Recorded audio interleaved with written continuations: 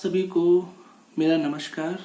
आज के इस वीडियो में हम सभी बात करेंगे कि ब्लड का कॉम्पोजिशन क्या होता है, यानी कि ब्लड जो या रक्त हमारे शरीर में बह रहा है उसमें कौन कौन सी चीज़ें शामिल हैं, क्या वो अलग अलग चीज़ों से मिलकर बना है या वो एक ही बना है, उसके रंग लाल क्यों है, या हमारे शरीर में रक्त की आवश्यकता क्यों है, वो क्या काम करता है, पेड़ पौधों में रक्त क्यों नहीं पाया जाता है, हमारे अंदर ही क्यों पाया जाता है, प्राणियों में ही रक्त क्यों पाया जाता है या ब्लड क्यों पाया जाता है। इस तरह की कई ढेर सारी सवालें हैं जिस पे आज हम लोग इस पे चर्चा करेंगे।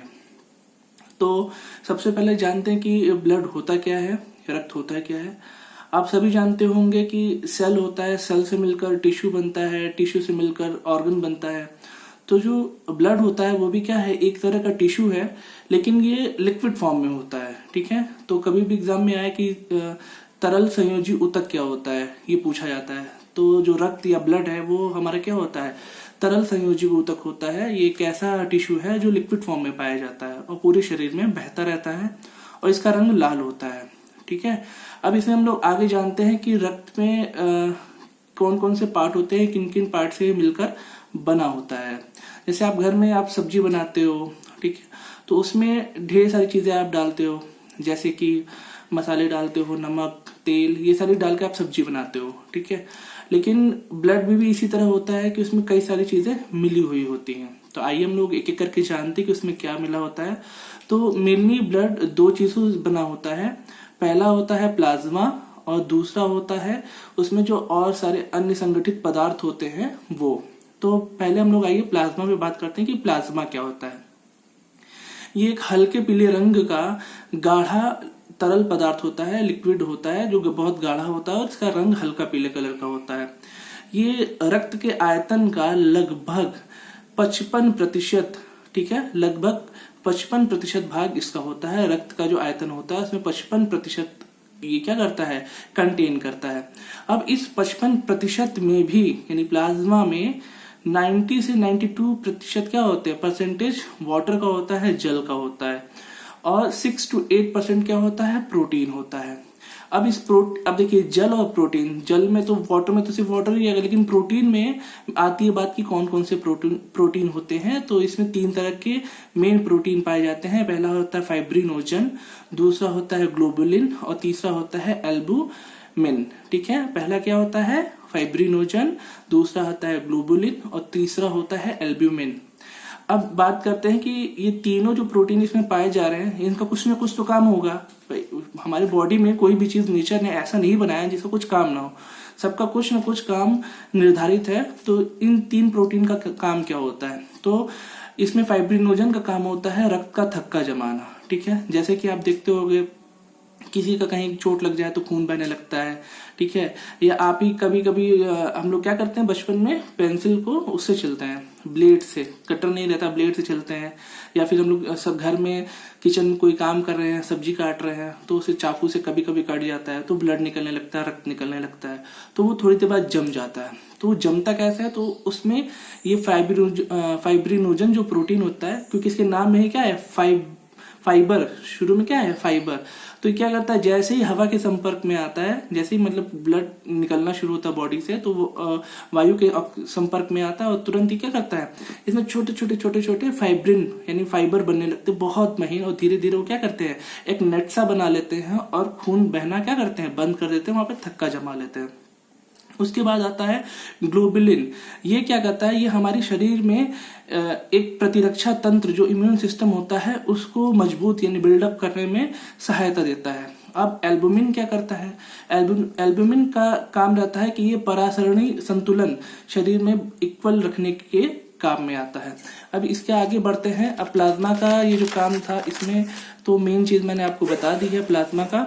अब इसमें क्या होता है, अनेक खनिज लवण भी प्लाज्मा में पाए जाते हैं, जैसे कि सोडियम पाया जाता है, कैल्शियम आयन पाया जाता है, मैग्नीशियम आयन पाया जाता है, HCO3 पाया जाता है, क्लोरीन, ये सारे क्या होते हैं, खनिज लवण भी प्लाज्मा में पाए जाते हैं। और प्लाज्मा में वो सारी चीज होते हैं जो रक्त का थक्का जमाने में सहायक होते हैं। लेकिन आप ये सोचेंगे कि प्लाज्मा में तो सारी चीज रक्त का थक्का जमाने में जो सहायक हैं वो पहले से पड़े हुए हैं, तो हमारा जो ब्लड है या हमारा जो खून है वो लगातार हमारी बॉडी में बह कैसे रहा है? क्योंकि हम शुरू में ही सर ने तो बताया है कि प्लाज्मा क्या है, एक ब्लड का आयतन का 55% कंटेन करता है। तो और प्लाज्मा में सारे रक्त का थक्का जमाने वाले यानी खून को बहने से रोकने के लिए सारी चीजें मौजूद हैं। तो ये खून बहता कैसे रहता है? मेन बात ये होती है कि इसमें जितनी भी चीजें होती हैं जो खून को जमाने के लिए या उसका रक्त का थक्का बनाने के लिए होती है, ये इनएक्टिव स्टेज में पड़ी रहती है। यानी कि इसमें होता है लेकिन एक्टिव स्टेज में नहीं होता है, ऐसे बस पड़ा रहता है। लेकिन जैसे ही ये कहीं कट जाता है, कहीं पे ओपन हो जाता है, वायु के संपर्क में आ जाता है, तो तुरंत क्या होता है, ये रक्त का थक्का जमना यानी इसके अंदर जितने भी कारक पड़े हैं वो क्या करते हैं, एजेंट पड़े हैं, वो तुरंत क्या करते हैं, अपनी असलियत में आ जाते हैं, असली रूप में आ जाते हैं और रक्त का थक्का जमाना शुरू कर देते हैं। ठीक है, अब आता है कि प्लाज्मा में से अगर ये जो रक्त का थक्का जमाने के जितने भी कारक हैं, ठीक है, अगर इसको बाहर निकाल लिया जाए, यानी प्लाज्मा में से रक्त का थक्का जमाने वाले कारक को सेपरेट कर दिया जाए, तो अब जो प्लाज्मा का भाग बच रहा है उसको कहते हैं सीरम। तो पूछा जाता है सीरम क्या होता है? जब प्लाज्मा में से, जैसे प्लाज्मा के अंदर क्या है, रक्त का थक्का जमाने वाला भाग है, जब रक्त का थक्का जमाने वाला भाग इसमें से अलग कर दिया पूरा का पूरा, तो जो प्लाज्मा बच जाता है उसको क्या कहते हैं, सीरम कहते हैं।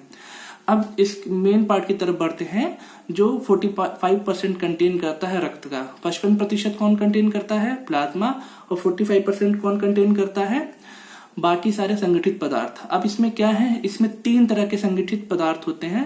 पहला होता है आरबीसी, जिसे कहते हैं रेड ब्लड कॉर्पस्कल्स, दूसरा होता है डब्ल्यूबीसी यानी व्हाइट ब्लड कॉर्पस्कल्स, और तीसरा होता है प्लेटलेट्स, जिसे हिंदी में कहते हैं पट्टिकाणु। ठीक है, ये 3 होते हैं।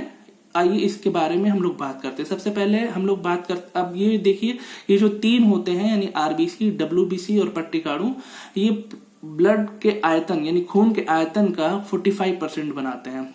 और 55% कौन बनाता है, मैंने शुरू में बताया, प्लाज्मा बनाता है। ठीक है, अब बात करते हैं आरबीसी के बारे में। अब आरबीसी क्या होता है कि इसको हिंदी में कहते हैं लाल रुधिर कणिकाएं।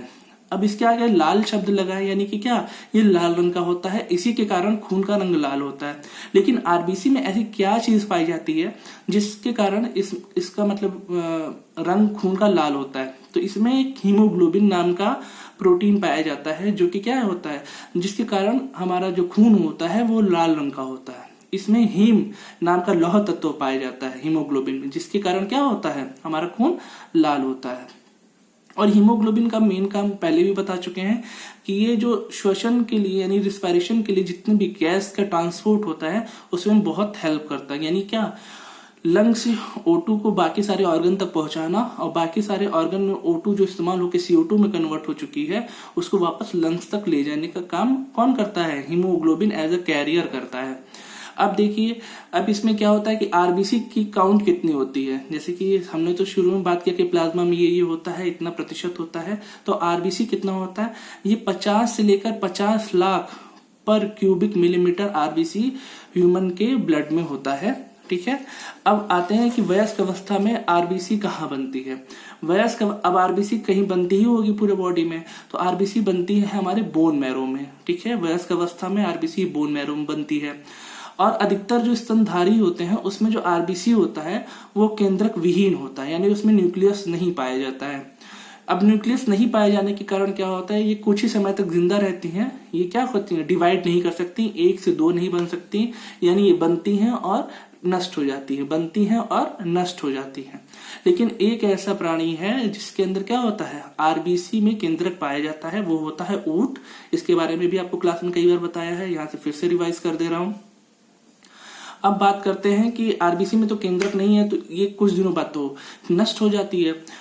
तो इसका लाइफ स्पान यानी कि कितने दिन तक जिंदा रहती है, कितने दिन तक एक्टिव रहती है, उसके बाद खत्म होती है। तो ये एक्टिव रहती है टोटल 120 दिन तक ये काम अपना करती है, और 120 दिन, लगभग 120 दिन बीत जाने के बाद ये नष्ट हो जाती है। नष्ट होके कहाँ जाती है, कहीं तो डिस्पोज ऑफ होती होगी, कहीं तो इसका एक पार्ट होगा बॉडी में जहाँ पे जाके इकट्ठा होती है। तो वो पार्ट है स्प्लीन।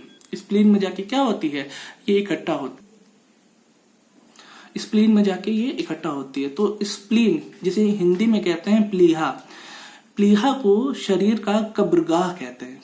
ये क्वेश्चन बहुत ज्यादा मतलब अब नॉर्मल क्वेश्चन हो गया है कि शरीर का कब्रगाह या कब्रिस्तान या ग्रेव यार्ड किसे कहते हैं, स्प्लीन या प्लीहा को कहते हैं। क्यों कहते हैं, क्योंकि वहां पे जितनी भी आरबीसी होती हैं वहां पे जाके दफन हो जाती हैं, डिस्पोज ऑफ हो जाती हैं।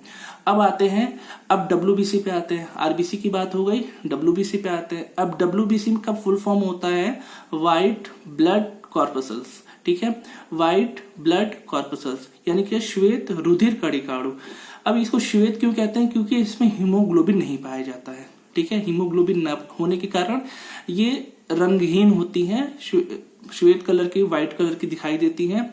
इनका भी जीवन काल 1 से 4 दिन का होता है, लेकिन इसमें केंद्रक पाया जाता है। केंद्रक होने के बावजूद भी क्या होता है, इनका जीवन काल 1 से 4 दिन का होता है।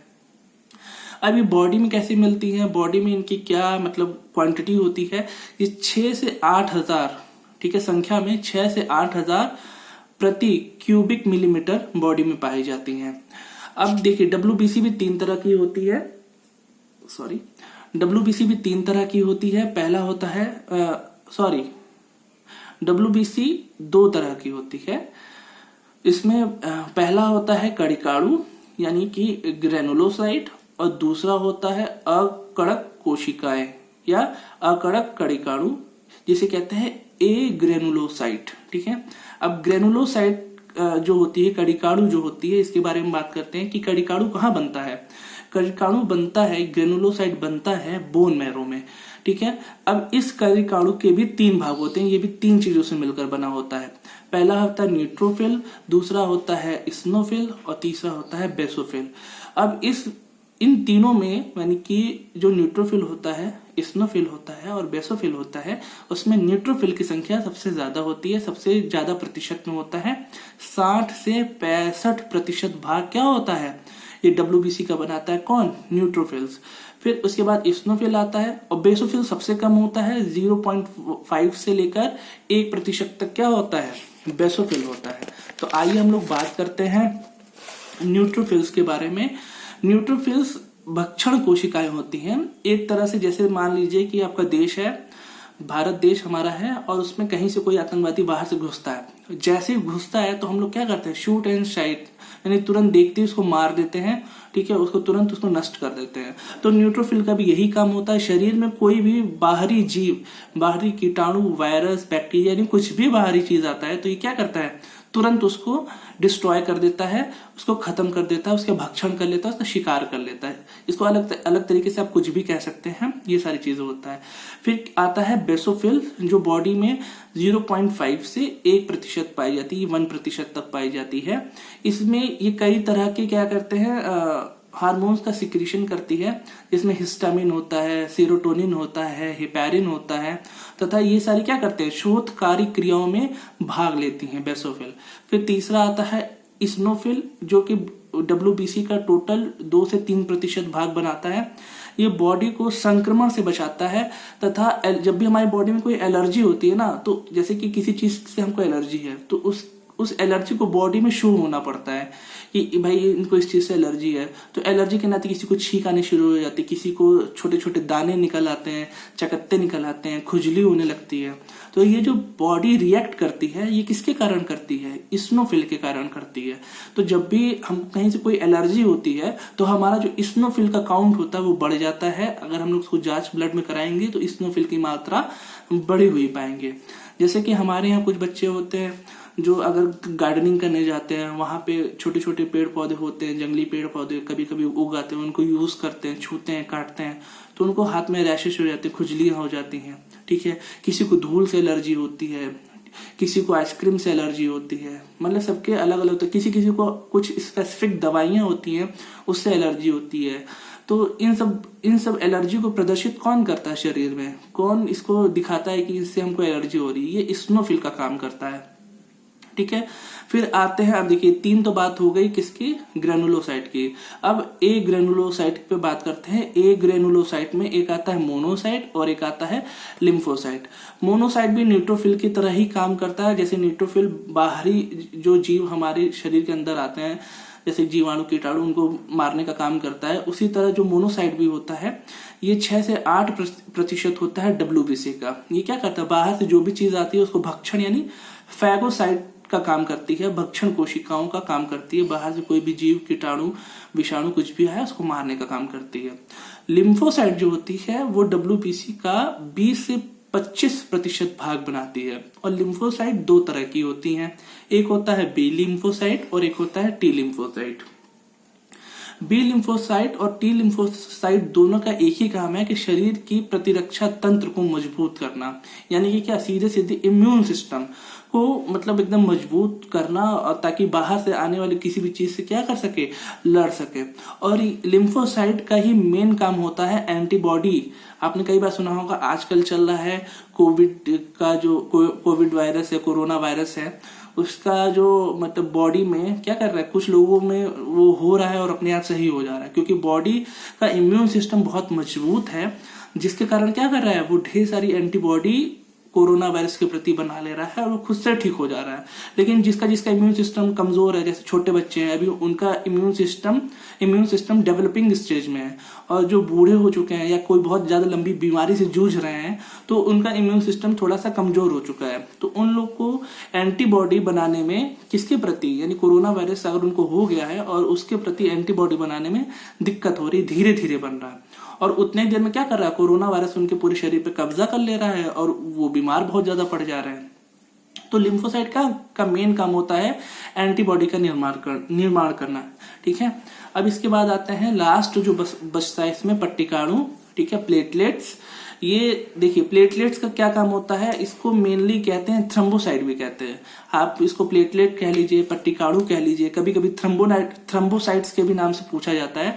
तो नाम से आप राम श्याम और घनश्याम तीनों एक ही हैं, ठीक है। जैसे कि सबका अलग अलग नाम होता है, घर का नाम कुछ और होता है और एकेडमिक नेम कुछ और होता है, दोस्त किसी और नाम से बुलाते हैं, घर वाले मोहल्ले वाले दोस्त किसी और नाम से बुलाते हैं, लेकिन आदमी एक ही होता है। उसी तरह राम श्याम और घनश्याम तीनों एक ही है, चाहे इसे आप पट्टिकाणु कह लीजिए, इंग्लिश में प्लेटलेट्स कह लीजिए, चाहे थ्रोम्बोसाइट कह लीजिए, ये तीनों एक ही चीज है। अब इनका बॉडी में काउंट कितना होता है, 1.5 लाख से लेकर 3.5 लाख क्यूबिक मिलीमीटर ये बॉडी में इसका काउंट होता है। और इसका मेन फंक्शन होता है ब्लड क्लॉटिंग का, यानी कि आपके शरीर में कहीं कट जाए, कहीं छिल जाए, कहीं चोट लग जाए, ठीक है, कोई नस फट जाए, तो ये क्या करता है, क्लॉटिंग का काम करता है। वहां तुरंत उसको रिपेयरिंग का काम करता है कि ब्लड का ज्यादा नुकसान ना हो, ब्लड शरीर से ज्यादा, खून शरीर से ज्यादा बह ना जाए, ठीक है, उसको रोकने का काम करता है, ब्लड को क्लॉट करने का काम करता है। अब मान लीजिए कि प्लेटलेट्स काउंट कम हो जाए, ये संख्या में इसकी बहुत गिरावट आ जाए, तो आपकी बॉडी पे क्या असर पड़ेगा इसका सीधा सीधा असर आपकी बॉडी पर, कहीं पे भी अगर रक्तस्राव हो रहा है, कहीं पे भी ब्लड अगर बह रहा है, कहीं रप्चर हो गया, कहीं कट गया, कहीं छिल गया, चोट लग गई, तो क्या होगा, आपका जो ब्लड क्लॉटिंग का जो टाइम है वो बढ़ जाएगा, ठीक है। ब्लड क्लॉट होगा नहीं, ज्यादा टाइम लेगा, उतने में क्या होगा, आपका ब्लड बहुत ज्यादा बह जाएगा, जिससे आपकी जान पे भी बन सकती है, ठीक है। तो पट्टिकाणु या प्लेटलेट्स या थ्रोम्बोसाइट का मेन काम क्या होता है, ब्लड क्लॉटिंग का काम होता है। तो आज के इस वीडियो में इतना ही। आई होप आपको बहुत सारी चीजें इसमें समझ में आ गई होंगी। अगर कोई क्वेरी रह जा रही है और कोई दिक्कत रह जा रही है तो आप मुझे कॉल अब देखिए, आप कमेंट में मुझसे पूछ सकते हैं, ठीक है। कमेंट बॉक्स में अपना कमेंट छोड़िए। और कल का टॉपिक रहेगा ब्लड ग्रुप के ऊपर, तो हम लोग कल फिर मिलते हैं एक नए टॉपिक पे, ब्लड ग्रुप। हम लोग जानेंगे ब्लड ग्रुप कितने तरह का होता है, इसकी खोज किसने की, ठीक है, और डिफरेंट टाइप के ब्लड ग्रुप और उसमें पाए जाने वाले एंटीजन, एंटीबॉडी, बाकी सारी चीजों पे, एक एक चीजों पे हम लोग अच्छे से कल बात करेंगे। आज की इस वीडियो में इतना ही, कल मिलते हैं। टिल देन बाय बाय, अपना ख्याल रखिए, लॉकडाउन का पूरा फॉलो करिए, गर्म पानी पीते रहिए, ठीक है, और नई नई चीजें, क्योंकि इस समय भरपूर टाइम मिल रहा है, आप अपने घर पे हैं, नई नई चीजें आप अपने घर पे ट्राई करिए, नई नई स्किल अपने अंदर डेवलप करिए, ठीक है, ताकि जब लॉकडाउन जब अच्छे से खत्म हो जाए तो आप उन सभी स्किल्स का अच्छे से आप फायदा उठा सके। तो इस समय आपको भरपूर टाइम है, अपने समय का बहुत अच्छे से उपयोग करिए। ठीक है, इसी के साथ मैं अपने इस वीडियो को खत्म करता हूँ। ओके, जय हिंद, जय भारत।